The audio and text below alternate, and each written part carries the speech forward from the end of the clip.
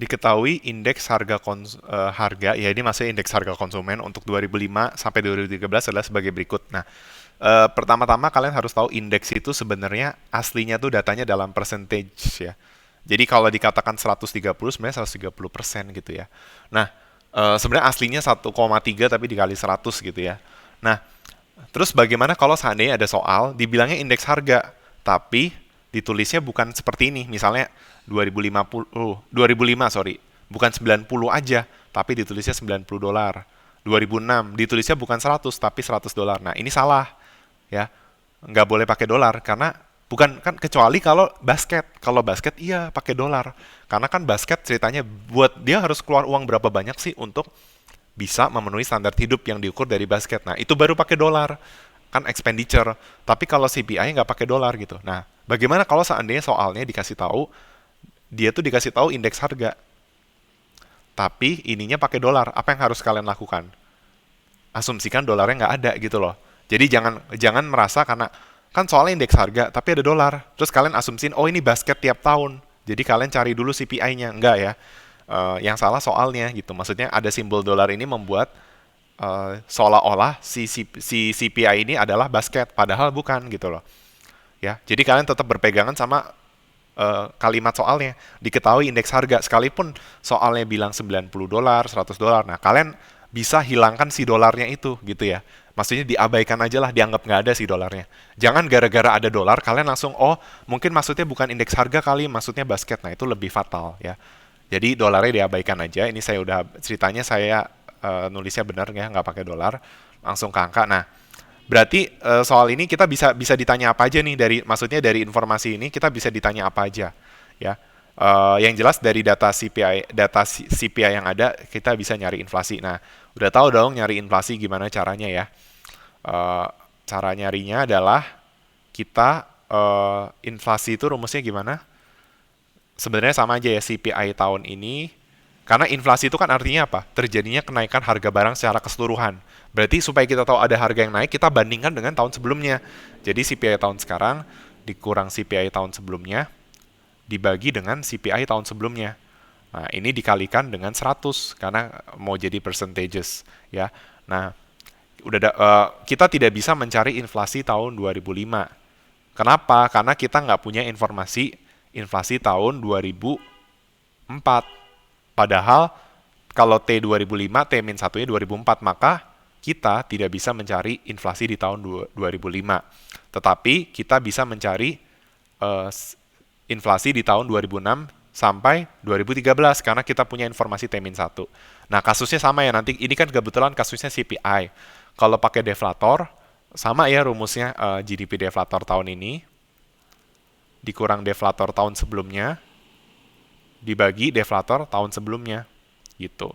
Lalu dikalikan 100. Ya, konsepnya sama lah ya. Pokoknya untuk mencari growth itu YT dikurang YT-1 dibagi dengan YT-1 ya. Itu mesti apa namanya? Mesti paham ya. YT dikurang YT-1 dibagi YT-1 gitu. Sebenarnya hasilnya udah benar tapi dikali 100 karena kita mau ubah ke percentages karena 100% adalah 1 gitu ya. Nah, dapat nih inflasi 2006 sekian sampai inflasi tahun 2013. Nah, sekarang misalnya ditanya, mana yang tingkat inflasinya konstan sebesar 10%? Nah, tadi kita udah lihat ya, udah hitung maksudnya. Ternyata yang 10% itu ada di tahun 2007 dan 2011. Berarti jawabannya inflasi konstan sebesar 10% untuk tahun 2007 dan 2011 ya. Nah, selanjutnya ada disinflasi di tahun berapa nih? Nah, apa itu disinflasi? Disinflasi adalah negatif inflasi atau bisa disebut dengan deflasi. Ya, kalau inflasi itu harga-harga barang naik secara keseluruhan, disinflasi atau bisa kita sebut deflasi itu artinya harga barang justru turun. Nah, kita lihat nih inflasinya positif terus dari tahun 2006 sampai 2012. Sampai kita tiba di 2013, inflasinya itu kurang dari 0% atau negatif. Maka terbukti bahwa 2013 ada disinflasi. Nah, sekarang kita ditanya untuk tahun 2007, 2008, 2009, dan 2010 ada yang konstan. Coba kita lihat nih di 2006, Di soal 2007 sampai 2010 ada yang konstan. Nah, bener nggak konstan? Enggak kok, nggak konstan ya. Ternyata inflasinya nggak konstan ya. Inflasinya beda-beda ya di tiap tahun. Nah, kira-kira apa yang konstan? Nah, kita punya data CPI. Coba kita lihat apakah CPI-nya konstan. Oh, ternyata betul ya, ada yang konstan. Apa yang konstan? Yang konstan CPI-nya naik 10 ya. Jadi delta CPI-nya 10 konstan tuh dari 2007 sampai 2010. Nah, berarti ada yang konstan. Nah, CPI itu bukan percentage, itu yang mesti kalian tahu ya. Jadi si CPI dari 100 ke, kan sering ini ya. Dari 100 ke 110 misalnya CPI. Dari 100 ke 110 artinya apa? Artinya ada kenaikan harga 10%. Nah, tapi banyak orang yang suka salah sangka. Mereka pikir, oh, kan kalau CPI-nya 100 tahun sebelumnya, terus sekarang 110, itu kan selisihnya 10. Oh, berarti naik 10%. Salah. Maksudnya, tergantung kalian kalian ngitungnya gimana. Kalau kalian ngitungnya 110 dikurang 100, ya salah.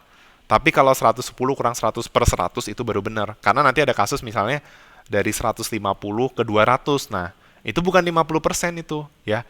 Karena 200 kurang 150 bagi 150 gitu ya. Nah, berarti dia bukan percentage. Nah, basis point juga salah ya. Nah, saya kasih tahu basis point itu apa? Dia menunjukkan 1/100 atau 10 ya 10 basis point itu 10 basis point itu artinya ada kenaikan 0,1% secara difference in difference. Nah, ini yang mesti kalian tahu ya. Ini agak membingungkan. Kalau misalnya kalian ditanya nih, inflasi di tahun 2008 itu 5%. Lalu inflasi di 2009 itu 10%. Nah, kalau ditanya, berapa kenaikan inflasi? Ini kalian harus bilang 5 basis point. Karena selisihnya itu 5%. Tapi kalau ditanya berapa perubahan inflasi, kalian bisa pakai cari 10% dikurang 5% dibagi 5%. Hasilnya adalah 100%. Kenapa? Karena inflasi naik 2 kali. Bener dong? Tadinya 5%, sekarang 10%. Berarti bener. Inflasi naik 100%. Nah, makanya indikator ini suka nggak dipakai. Kalau kita mau bandingkan inflasi ya dari kuartal ke kuartal atau dari tahun ke tahun, kita nggak pakai aturan ini. Kita nggak pakai perhitungan growth karena nggak ada gunanya gitu.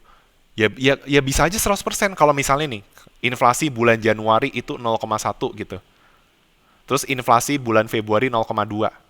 Ini kalau dihitung growth-nya berapa? 100%. Nggak ada gunanya. Buat apa? Kita nggak butuh data itu gitu. Ya mungkin beberapa kali butuh, tapi ya itu sesuatu yang biasa gitu.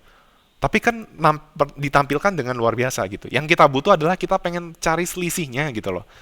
Selisih kenaikan inflasinya berapa persen sih? Nah, makanya ada indikator difference in difference. Nah, itu pakai basis point ya. Misalnya inflasi dari 0,1 ke 0,2 artinya 0,2 basis point gitu ya. Bukan 0,2 basis point, artinya 20 basis point atau 20 per 100. Nah, karena inflasi umumnya dari bulan ke bulan tuh naiknya ya 0,%. Makanya misalnya naik 0,1 berarti dibilangnya 10 basis point atau 10 per 100 gitu loh. 10 per 100% selisihnya gitu ya. Nah, ini nggak lagi ngomongin basis point ya. Yang benar ya cuma 10 poin. Artinya konstan naik 10 poin artinya apa? CPI selalu bertambah 10 dari tahun ke tahun. Ya.